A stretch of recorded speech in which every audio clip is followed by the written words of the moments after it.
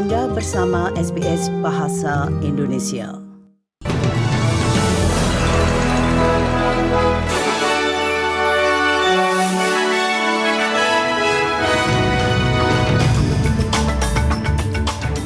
Warta Berita Radio SBS untuk hari Rabu tanggal 8 September. Sari berita penting hari ini, 9 kematian lagi di New South Wales terkait dengan COVID-19. Pembatasan coronavirus di daerah regional Victoria akan dilonggarkan pada hari Kamis. Dan dalam olahraga, kesebelasan Socceroos membuat sejarah di pertandingan kualifikasi Piala Dunia. Berita selengkapnya. New South Wales telah mencapai tonggak baru dalam penanganannya terhadap COVID-19 dengan 75% dari populasi yang memenuhi syarat sekarang telah menerima setidaknya 1 dosis vaksin virus corona. Negara bagian tersebut telah mencatat 1.480 infeksi baru yang didapat secara lokal dan 9 kematian lagi. Wakil Kepala Petugas Kesehatan Dr. Marianne Gill menyampaikan simpatinya kepada para keluarga yang telah meninggal dan mendesak orang untuk melakukan vaksinasi. 7 of the 9 cases people who died that we're reporting today were not vaccinated. One person had had 1 dose and one person had had 2 doses. And all those individuals had underlying health conditions. Pemerintah Victoria akan melonggarkan pembatasan virus corona di daerah regional dimulai hari Kamis sehingga penduduk dapat meninggalkan rumah dengan alasan apapun. Negara bagian itu mencatat 221 kasus virus corona baru yang didapat secara lokal setelah lebih dari 40,000 tes. Tingkat infeksi yang rendah di daerah regional itu berarti akan lebih banyak kebebasan. Premier Daniel Andrews berharap pembatasan di Shepparton dapat dilonggarkan minggu depan. Ditambahkannya bahwa penting untuk berhati-hati guna menghentikan penyebaran. If we do finish up with cases bobbing up in regional Victoria in coming weeks, I just want to indicate to everybody across regional Victoria that not only is it our preference, but it will be our practice to have a focused and targeted series of measures. Polisi Victoria sementara itu mengatakan mereka berusaha untuk bernegosiasi secara damai dengan sekelompok jemaah yang berkumpul secara ilegal di dekat sebuah sinagog di Melbourne. Sekitar 6 orang telah didenda karena menghadiri acara tersebut dan banyak pemberitahuan tentang denda kemungkinan akan dikeluarkan dalam beberapa hari mendatang. Asisten Komisaris Russell Barrett mengatakan sebagian besar komunitas Yahudi mematuhi, tetapi kelompok kedua berusaha mengalihkan perhatian petugas. If the people who came and distracted police at that point in time when we were negotiating an exit did that deliberately, because in my view that's a blatant attempt to inhibit a police investigation. So my investigators will not just look at... Dan ACT telah menjadi tempat pertama di Australia yang mencapai angka vaksinasi penuh 80% dalam kelompok usia tertentu. Di ibu kota negara itu 80.2% orang berusia di atas 70-an telah melakukan 2 kali vaksin COVID-19. Sementara itu, 71% dari kohort di atas 50-an sudah divaksinasi lengkap. Di Australia, ACT berada di depan dalam hal vaksinasi dengan 47% warganya yang berumur di atas 16 tahun telah mendapatkan vaksin 2 kali. Menteri Kesehatan Federal membela pengiriman dosis Pfizer tambahan ke New South Wales setelah Premier negara bagian itu mengkritik kerahasiaan seputar distribusi vaksin. Negara bagian asal Perdana Menteri itu menerima 45% dosis Pfizer yang didistribusikannya bulan lalu, yaitu bulan Agustus, meskipun memiliki 32% populasi Australia. Premier Victoria Daniel Andrews mengatakan negara bagiannya ketinggalan 340,000 dosis dan menuntut transparansi dalam alokasi vaksin.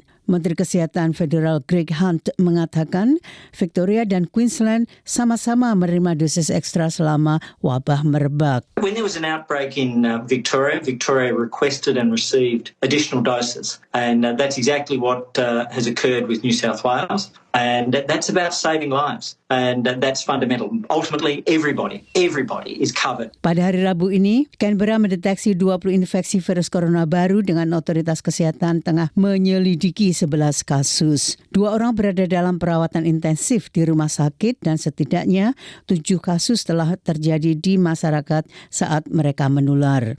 Kepala Menteri ACT Andrew Barr mengatakan dirinya yakin Canberra adalah yurisdiksi pertama yang mencapai 80% dari warganya yang berusia di atas 70 tahunan dengan vaksinasi lengkap. Based on the first doses of that age cohort, we expect to be able to reach over 95% fully vaccinated in the coming months.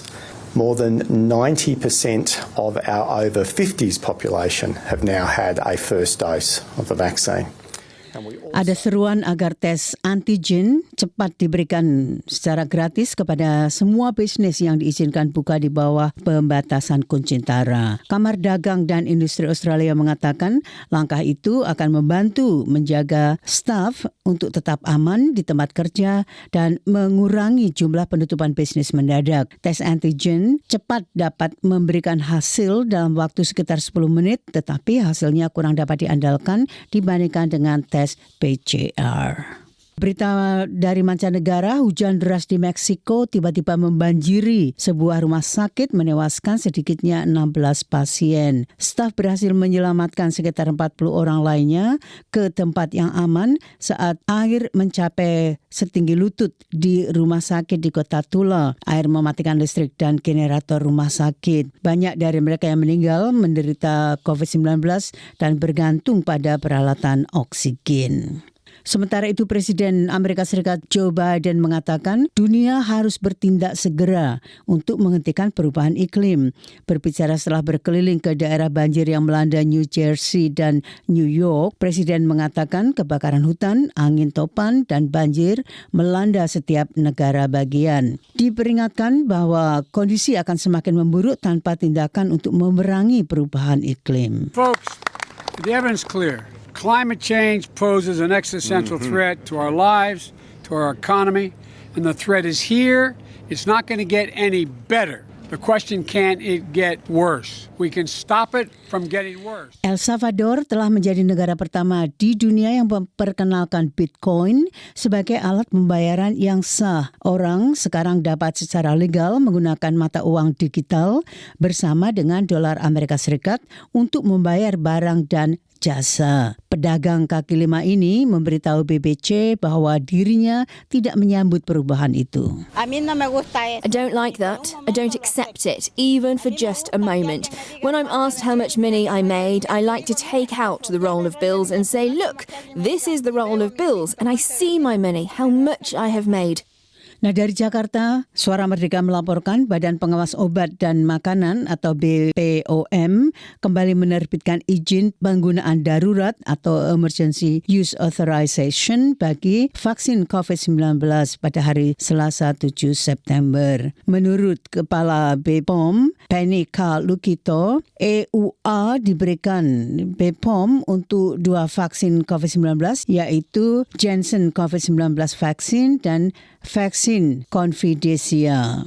Dan masih dari Jakarta, Sinar Harapan melaporkan bahwa Indonesia disebut akan memasuki fase endemik dengan salah satu parameter tingginya presentasi kematian dan kasus positif COVID-19. Wakil Presiden RI Ma'ruf Amin mengatakan pemerintah tengah mempersiapkan skenario untuk menghadapi fase endemik COVID-19 itu. Dan Antara melaporkan hari ini bahwa anggota Komisi 7 DPR RI Reni Astuti meminta agar Kementerian Pertanian dapat mengoptimalkan anggaran terkait kegiatan bimbingan teknis atau BIMTEK, pelatihan atau sosialisasi kepada petani untuk meningkatkan edukasi dan tata cara pengelolaan pertanian yang baik dan benar. Reni dalam keterangannya di Jakarta tadi pagi menilai antusiasme petani cukup tinggi saat mengikuti BIMTEK dan pelatihan yang dilakukan Kementerian Pertanian pertanian, khususnya di daerah pemilihannya.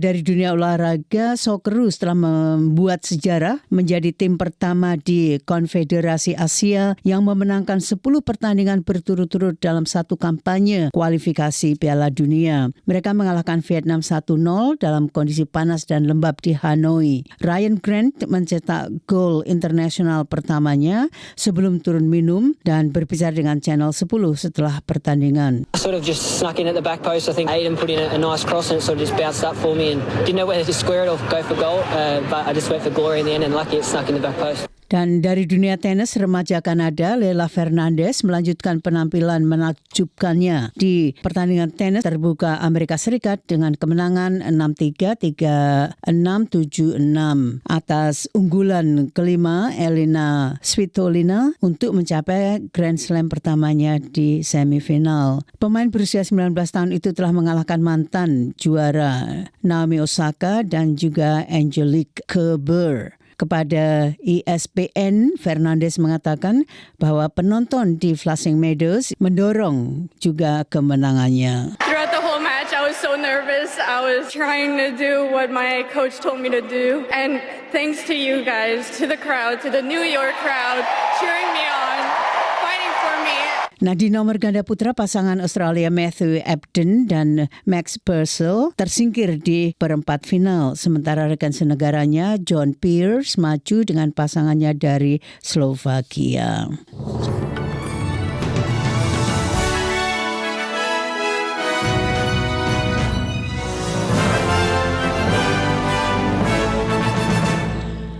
Sekali lagi sari berita penting hari ini, 9 kematian lagi di New South Wales terkait dengan COVID-19. Pembatasan coronavirus di daerah regional Victoria akan dilonggarkan pada hari Kamis. Dan dalam olahraga, kesebelasan Socceroos membuat sejarah di pertandingan kualifikasi Piala Dunia. Sekian Warta Berita Radio SBS untuk hari Rabu tanggal 8 September.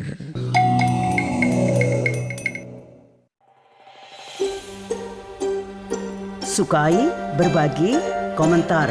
Ikuti SBS program Bahasa Indonesia di Facebook.